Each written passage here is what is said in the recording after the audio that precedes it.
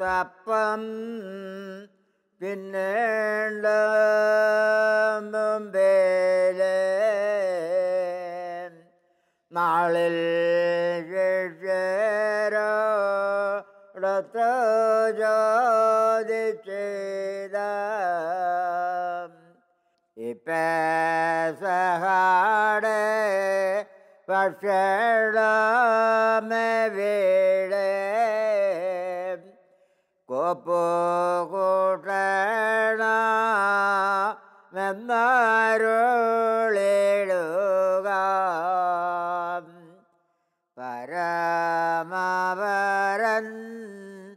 മിശിഹാതമ്പുരാൻ അരുളി ചെയ്തു ശിഷ്യജനത്തോട്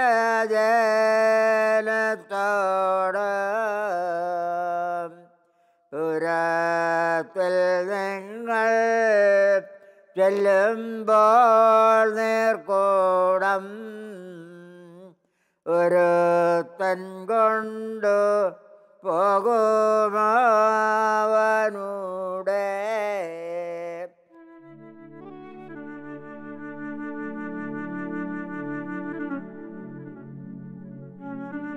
ഇടുക്കി രാജകുമാരി ദൈവമാതാ ഇടവകയിലെ വട്ടക്കണ്ടത്തിൽ മത്തായി ചേട്ടന്റെ വലിയ നോമ്പനുഷ്ഠാന കാലത്തെ പ്രധാന ശീലമാണ് പുത്തൻപാന പാരായണം.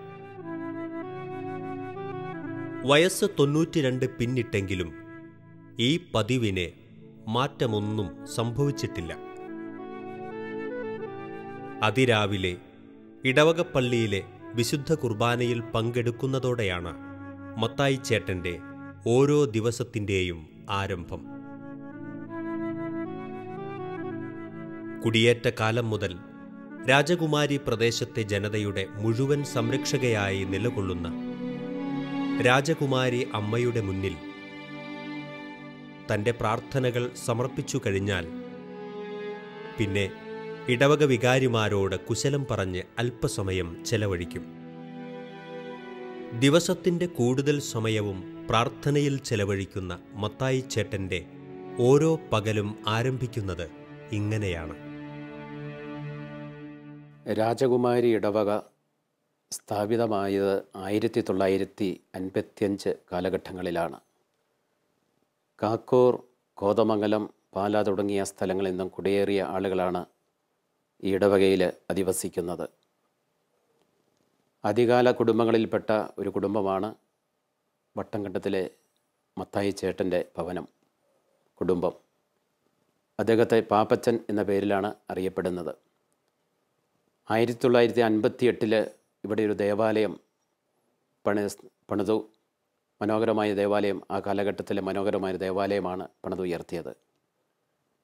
ആ കാലഘട്ടം തൊട്ടേ ദേവാലയ കാര്യങ്ങളിൽ പ്രത്യേകമായിട്ട് ശ്രദ്ധിക്കുകയും എല്ലാ ദിവസവും പള്ളിയിൽ വരികയും വിശുദ്ധ കുർബാനയിൽ പങ്കെടുക്കുകയും ചെയ്തിരുന്ന ഒരു ശൈലി ഈ മത്തായി ചേട്ടന് ഉണ്ടായിരുന്നു. ഞാനിവിടെ വന്നിട്ട് 3 വർഷക്കാലമായി ഈ ഘട്ടത്തിൽ പ്രത്യേകം ശ്രദ്ധിക്കപ്പെട്ടിരുന്നു. അദ്ദേഹത്തെ 4:30 ദേവാലയത്തിൽ എത്തിച്ചേരുകയും വിശുദ്ധ കുർബാന എല്ലാം പങ്കെടുത്ത് തിരികെ പോവുകയും ചെയ്യുന്ന ശാന്തനായൊരു മനുഷ്യൻ. അദ്ദേഹത്തിൻ്റെ പ്രാർത്ഥനാ ജീവിതം എല്ലാവർക്കും മാതൃകയായിട്ട് തോന്നാറുണ്ട്. വൈദ്യരെ കണ്ടാൽ പ്രത്യേകമായിട്ട് സ്തുതി ചൊല്ലുകയും കരങ്ങൾ മുത്തുകയും ഒക്കെ ചെയ്യുന്ന ശൈലികൾ അദ്ദേഹത്തിൻ്റെ ജീവിതത്തിൽ അന്നു മുതൽ ഇന്നു വരെ തുടർന്നുകൊണ്ടിരിക്കുന്നു. 20 ദിവസം കൂടുമ്പോൾ കുമ്പസാരിക്കുകയും വിശുദ്ധ കുർബാന പ്രത്യേകം ഒരുങ്ങി സ്വീകരിക്കുകയും ചെയ്യുന്ന ഒരു ശൈലി അദ്ദേഹത്തിനുണ്ട്. നോമ്പ് കാലഘട്ടങ്ങൾ വരുമ്പോൾ അദ്ദേഹം പാന വായിക്കുന്നു. വീട്ടിൽ തനിയായിരുന്ന് കൂട്ടമായിട്ട് ആളുകളെ കൂട്ടി, ബന്ധുമിത്രങ്ങളെയൊക്കെ കൂട്ടി പാന വായിക്കുന്ന ശൈലിയും അദ്ദേഹത്തിൻ്റെ ഒരു പ്രത്യേകതയാണ്. ഇന്നുവരെ മുടങ്ങാതെ പാന വായിക്കുന്ന ഈ ഇടവകയിലൊരു വ്യക്തിയാണ് ശ്രീ മത്തൻ ചേട്ടൻ. അദ്ദേഹത്തിൻ്റെ വായന എല്ലാവരും കൗതുകത്തോടെയാണ് ശ്രദ്ധിച്ചിരുന്നത്. മറക്കാതെ ആ പാന വായിക്കേണ്ട കാലഘട്ടത്തിൽ എല്ലാവരും വിളിച്ചുകൂട്ടി വീടിൻ്റെ ഉമ്മറത്തൊക്കെ ഇരുന്ന് പാന വായിച്ച് ഒരു വലിയ മാതൃകയായി തീരുന്നത് ഇന്നും പ്രശംസനീയമാണ്. അമ്മ കന്യാമണി തൻ്റെ നിർമ്മല ദുഃഖങ്ങളിപ്പോൾ നന്മയാലേ മനതുറ്റു കേട്ടുകണ്ടാലും ദുഃഖമൊക്കെ പറവാനോ വാക്കുപോരാ മനുഷ്യർക്ക് ഉൾക്കനെ ചിന്തിച്ചു കൊള്ളുവാൻ ബുദ്ധിയും പോരാ. ജന്മനോവാക്കിൻ വശം പോൽ പറഞ്ഞാലോ കയുമില്ല. അമ്മ കന്നേ മണിയെങ്കിൽ പറയാമൽപ്പം സർവമാനുഷർക്കു വന്ന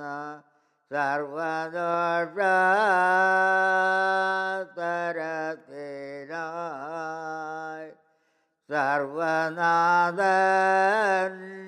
നിശിഹായും മരിച്ച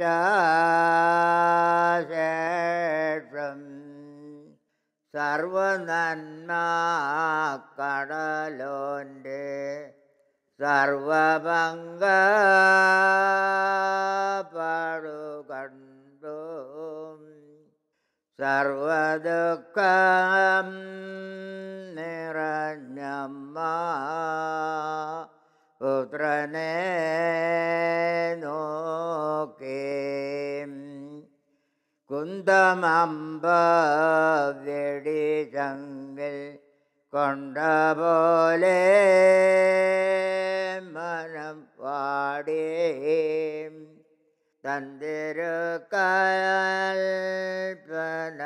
തന്തിരുക്കൽപ്പനയോർത്തും തളർന്നോ പുത്രം ചിന്തവെന്തോ കണ്ണിൽ നിന്നും ചിന്തി വീഴും കണ്ണുനീരാൽ എന്തു ചൊൽവാവതു ദുഃഖം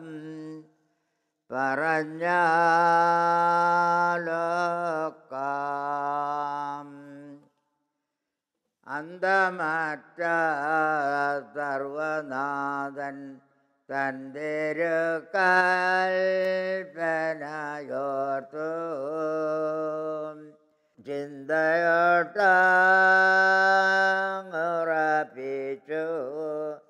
തുടങ്ങി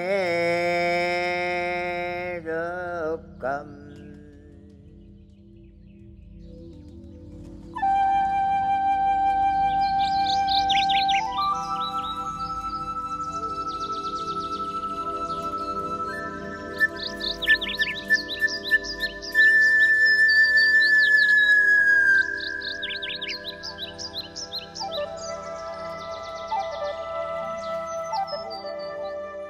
അങ്ങനെ അമ്മ പിന്നെ ഞങ്ങൾ നല്ല രീതിയിൽ പഠിപ്പിച്ച് ദൈവാനുഗ്രഹത്തിന് വേണ്ടി പ്രത്യേകം എല്ലാ ദിവസവും പാന വായിക്കുകയും രാവിലെ പ്രസംഗം വായിക്കണം, ചോദ്യാധിപാന വായിക്കണം. അങ്ങനെ പിന്നെ ഒത്തിരി ദൈവാനുഗ്രഹം ഉണ്ടായിട്ടുണ്ട്. പുസ്തകപാന വായിക്കാൻ അമ്മ നിർബന്ധിക്കുമായിരുന്നു. ചോദ്യാധിപാന അതൊക്കെ അമ്മ മേടിച്ചോണ്ടൊരു പുസ്തകം. അങ്ങനെ ഞങ്ങൾ ദൈവകാരുണ്യത്തിൻ്റെ എല്ലാ പുസ്തകങ്ങളും ഞങ്ങൾ മേടിച്ച് കൊണ്ടുവന്ന് വായിച്ച് അമ്മ വായിച്ച് കേൾക്കാൻ വേണ്ടി മേടിച്ചുകൊണ്ട് വന്ന് ഞങ്ങളെ പഠിപ്പിച്ചിട്ടുണ്ട്. അങ്ങനെ അമ്മയുടെ ഒത്തിരി വലിയ ഉപകാരങ്ങളെല്ലാം ദൈവകാരുണ്യത്തിൽ എനിക്ക് ലഭിച്ചിട്ടുണ്ട്. പള്ളിയിൽ പോകാനൊക്കെ നല്ല ഉത്സാഹം കാണിക്കുമായിരുന്നു. ശനിയാഴ്ച പള്ളിയിൽ പോകാൻ മാതാവിൻ്റെ പ്രത്യേക ഭക്തി അമ്മ വഴിയാണ് എനിക്ക് കിട്ടിയത്. പിന്നെ അമ്മയുടെ ഒത്തിരി അനുഗ്രഹം ഉണ്ടായി സഹായമായിട്ട്. ഞാൻ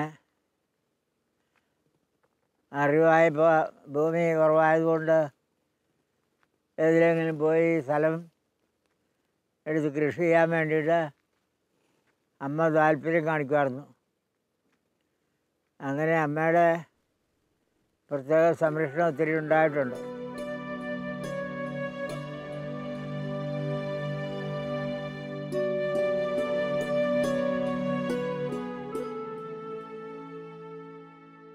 ജന്മകനെ നിർമ്മലനെ നന്മയങ്ങം നിറഞ്ഞോനെ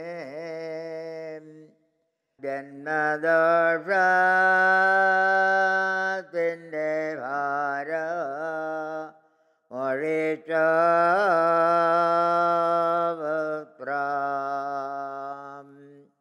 പണ്ട് മുന്നോർ കടം കൊണ്ടു കൂട്ടിയത് വീട്ടുവാനായി ആണ്ടവനെ മകനായി പിറന്ന പുത്ര ആദമാദേ നരവർഗം ഭീതി കൂടാതെ പിഴച്ചു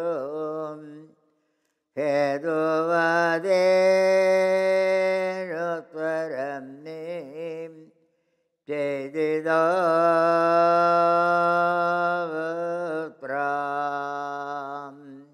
നന്നു നന്നു നരരക്ഷ നന്ദിതത്രേ ചെയ്തതും നീ എന്നിവ ഞാൻ കാണുമാറും വിധിച്ച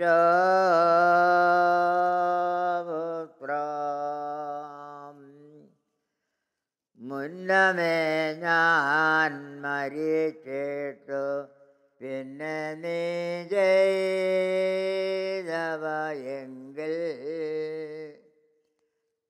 വന്നിതയ്യോ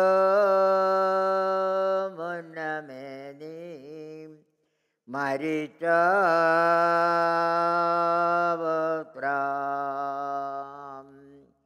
വാർത്ത മുൻപേ അറിയിച്ചു യാത്ര നീയോടു ചൊല്ലി ഗാത്രദത്തം നാനുഴർക്കും കൊടുത്ത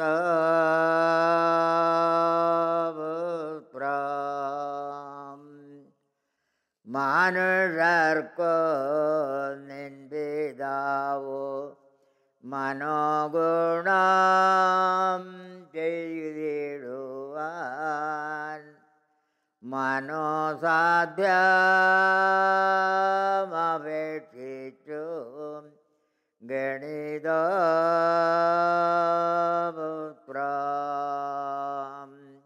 ചിന്തയറ്റങ്ങപേക്ഷിച്ചു ചിന്തവെന്ത് സംഭ്രമത്താൽ ചിന്തിച്ചോരാവിയർത്തു നീ കുളിച്ച പുത്രം.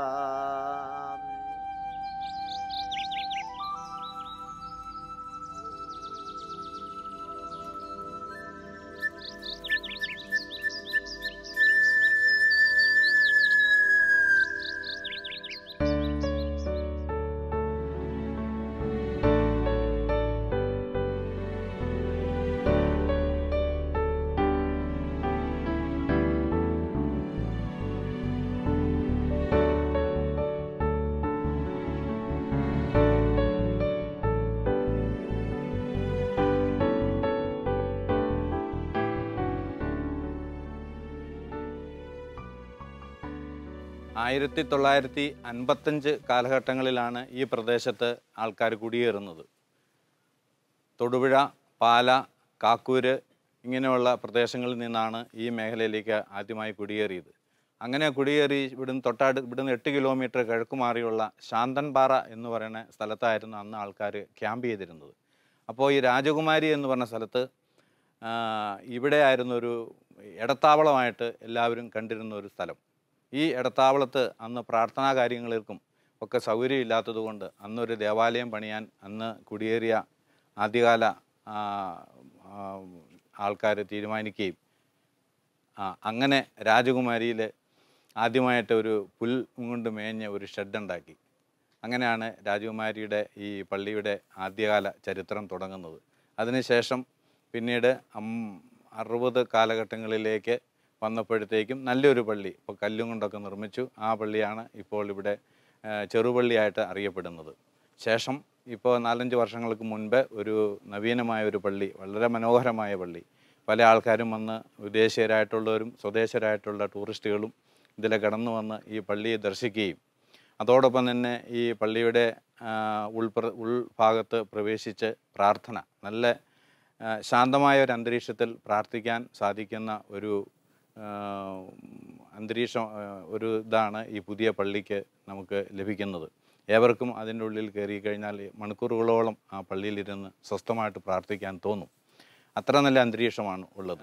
ഈ ദേവാലയത്തിൽ ഉള്ള കർമ്മങ്ങളിലും കാര്യങ്ങളിലൊക്കെ ഇവിടെ അന്നുണ്ടായിരുന്ന കുട്ടികളെ പല കാര്യങ്ങളും കാരണന്മാർ പറഞ്ഞു കൊടുത്ത് നൊയമ്പ് കാലങ്ങൾ, പ്രത്യേകിച്ച് വലിയ നൊയമ്പ് കാലഘട്ടങ്ങൾ അടുക്കുമ്പോഴത്തേക്കും വളരെയധികം ഭക്തി നിർഭരമായ പ്രാർത്ഥനകളും കാര്യങ്ങളൊക്കെ വീടുകളിലും ആരംഭിക്കണമെന്ന് അന്നത്തെ കാരണന്മാർ, അച്ഛനമ്മമാർ പറഞ്ഞ് പഠിപ്പിച്ചതനുസരിച്ച് വലിയ നോയമ്പിൻ്റെ അടുക്കുമ്പോഴത്തേക്കും പ്രത്യേകിച്ച് പെസഹ കാലഘട്ടങ്ങളിൽ, പെസഹ വ്യാഴാഴ്ചയും ദുഃഖ വെള്ളിയാഴ്ചയും ഓരോ വീടുകളിലെയും ഇരുന്ന് വീടുകളുടെ ഉമ്മറത്തിരുന്ന് വളരെ ശബ്ദത്തിൽ അവിടുത്തെ കാരണവന്മാർ ഇരുന്ന് പാന വായിക്കുന്നത് എൻ്റെ ചെറുപ്പത്തിൽ ഞാൻ വളരെയധികം കേട്ടിട്ടുണ്ട്. അപ്പോൾ അങ്ങനെ ഞാനും ഇതിൻ്റെ ഒരു ചെറിയ ഭാഗങ്ങൾ വായിക്കാൻ അച്ഛനും അമ്മയും പറഞ്ഞതനുസരിച്ച് വായിച്ചിട്ടുണ്ട്. പെസഹ വ്യാഴാഴ്ച സാധാരണ രീതിയിൽ നമ്മൾ പുത്തൻ പാനയുടെ 10-ാം പാദം പുളിയാത്ത അപ്പം തിന്നേണ്ടും നാളിൽ എന്നുള്ളൊരു ഭാഗമാണ് വായിക്കുന്നത്. ഇത് ഏവർക്കും വളരെയധികം സന്തോഷകരമായ അല്ലെങ്കിൽ ഒരു ഭക്തി നിർഭരമായ ഒരു ഗാനമായിട്ടാണ്, ഒരു ഗാന ആലപമായിട്ടാണ് അന്ന് മനസ്സിലാക്കിയിരുന്നത്. ഇപ്പോൾ കാലങ്ങൾ കഴിഞ്ഞു പോന്നു. ഇപ്പോൾ ഉള്ള തലമുറയ്ക്ക് പുത്തൻ പാന എന്താണെന്നോ അതിലെ മറ്റ് വരികൾ എന്താണെന്നോ അതിൻ്റെ പാദങ്ങൾ ഏതാണെന്നോ ഒന്നും അത്ര കാര്യമായിട്ട് അറിയില്ല.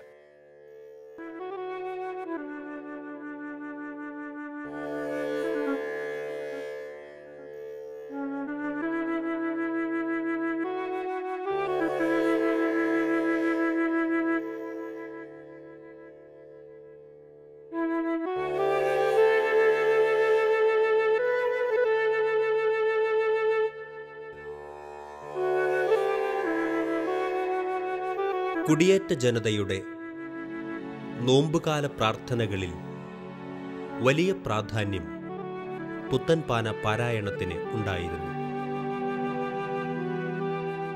മിശിഹായുടെ കഷ്ടാനുഭവങ്ങളെക്കുറിച്ച് ധ്യാനിക്കാൻ ഇവരെ സഹായിച്ചത് പുത്തൻപാനയായിരുന്നു.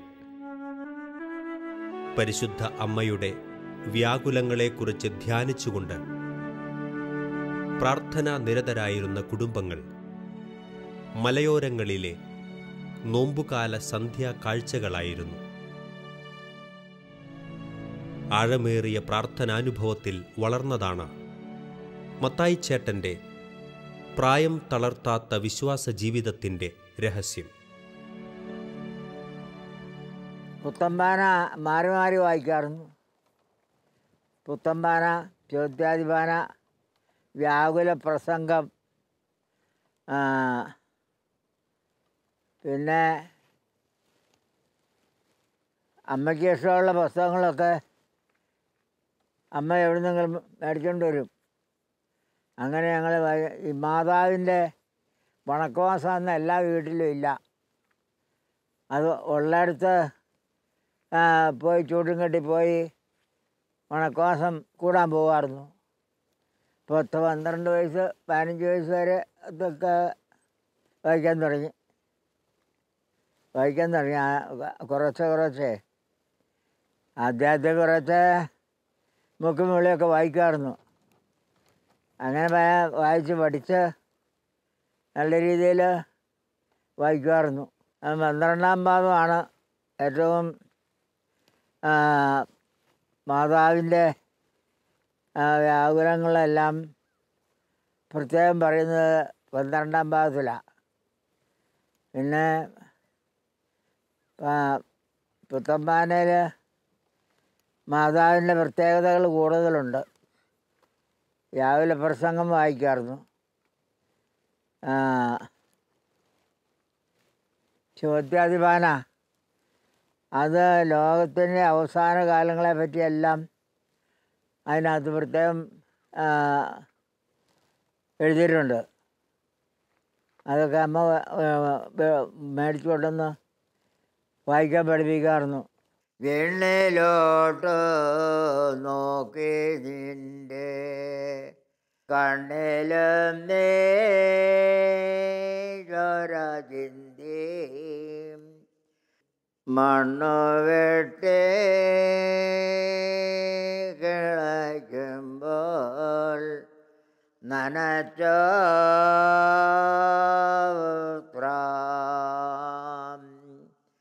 ഭൂമി ദോഷാൽ വലഞ്ഞാറേ സ്വാമി നിന്റെ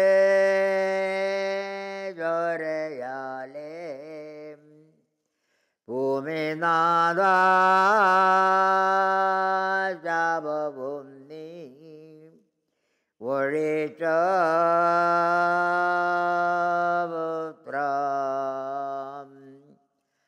ഇങ്ങനെ മാനുഷർക്കു നീ മംഗളം വരുത്തുവാനായി തിങ്ങനെ സാന്താപമോടെ ക്ഷമിച്ച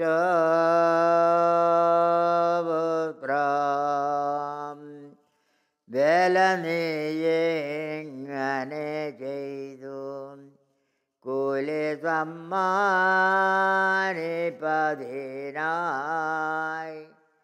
കാലമേ ഭാവികൾ നിന്നെ വളഞ്ഞോ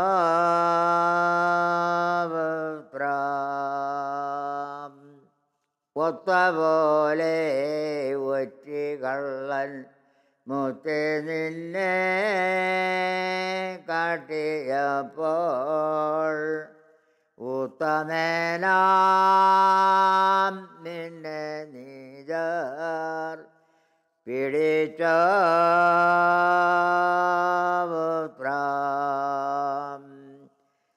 എത്ര നാളായി നീ അവനെ വളർത്തു പാലിച്ചു നിജൻ ശത്രു കയ്യിൽ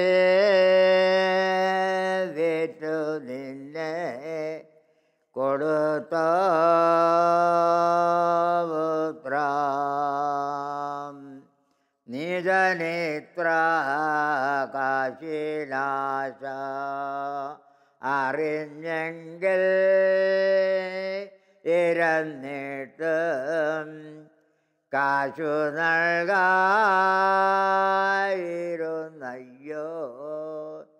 ചതിച്ച പുത്രം ചോരനെ പോലെ പിടിച്ചു ക്രൂരമോടെ കരം കെട്ടി ധീരതയോടവർ നിന്നെ അടിച്ച പുത്രം പിന്നെ ഹന്നാൻ തൻ്റെ മുൻപിൽ വെച്ചു നിന്റെ കവളിന്മേൽ മണ്ണിലേക്ക് നിജഭാവി അടിച്ച പുത്രം.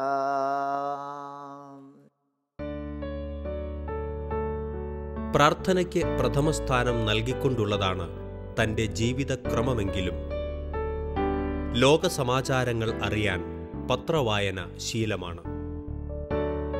ഉച്ചയൂണ് കഴിഞ്ഞാൽ അല്പം മയക്കം. പിന്നെ തൻ്റെ 9 മക്കളുടെ അമ്മയായ പ്രിയ പത്നിയുമൊത്ത് മക്കളുടെയും കൊച്ചുമക്കളുടെയും വിശേഷങ്ങൾ പങ്കുവച്ചങ്ങനെ കുറേ സമയം. സന്ധ്യയ്ക്കു മുൻപ് മുറ്റത്ത് താൻ നട്ടുപരിപാലിക്കുന്ന ഏതാനും ചെടികൾക്ക് ദാഹനീർ നൽകാൻ മറക്കാറില്ല. ചെടികളോടുള്ള ഈ വാത്സല്യം കണ്ടാൽ പ്രായം തളർത്താത്ത ഒരു കുടിയേറ്റ കർഷകൻ ഇപ്പോഴും ഈ മനസ്സിലുണ്ടെന്ന് നമുക്ക് തിരിച്ചറിയാൻ കഴിയും. ഒരു കാര്യത്തിൽ മാത്രമേ സങ്കടമുള്ളൂ. പുതിയ കാലത്തെ കുട്ടികൾ പുത്തൻ പാനയോട് വലിയ താൽപ്പര്യം കാണിക്കാറില്ല. തനിക്കു ശേഷം തൻ്റെ നാട്ടിൽ പാന വായിക്കാൻ ആരുണ്ടാകും എന്ന ചിന്തയാണ് സാന്താക്ലോസിൻ്റെ മുഖമുള്ള മത്തായി ചേട്ടനെ വ്യാകുലപ്പെടുത്തുന്നത്. അമ്മ കന്യാമണി തൻ്റെ നിർമ്മല ദുഃഖങ്ങളിപ്പോൾ നന്മയാലേ മനതുറ്റു കേട്ടുകണ്ടാലും ദുഃഖമൊക്കെ പറവാനോ വാക്കുപോരാ മനുഷ്യർക്ക് ഉൾക്കനെ ചിന്തിച്ചു കൊള്ളുവാൻ ബുദ്ധിയും പോരാ.